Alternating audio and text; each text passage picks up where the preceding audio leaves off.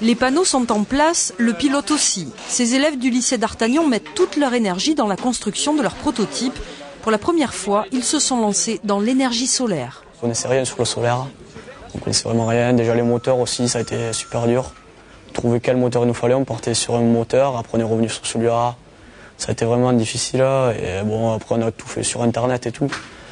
Mais bon, après dès qu'on a trouvé les moteurs, on avait fait nos calculs et tout, après ça on a commandé, ça s'est enchaîné et puis depuis on a tout. Les élèves de Bac Pro ont travaillé avec ceux de BEP mécanique auto sur le prototype. Une vingtaine d'entre eux ont dû faire face à des règles très strictes à respecter. Il faut être assez léger parce que surtout avec les panneaux solaires ça pèse énormément. Et on n'a pas beaucoup de puissance avec un moteur électrique, donc il faut quand même être le plus léger possible.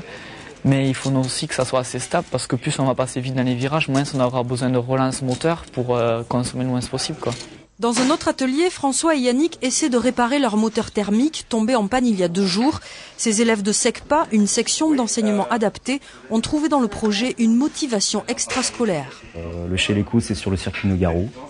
C'est pas dans l'école. On se mesure à des gens de l'extérieur. Ça, c'est très important, c'est-à-dire sortir de l'école ou faire rentrer des éléments extérieurs dans l'école. Le week-end prochain, ces élèves se mesureront à des écoles d'ingénieurs, des universités ou d'autres lycées. Plus de 250 équipes venues de 20 pays d'Europe participent à l'éco-marathon.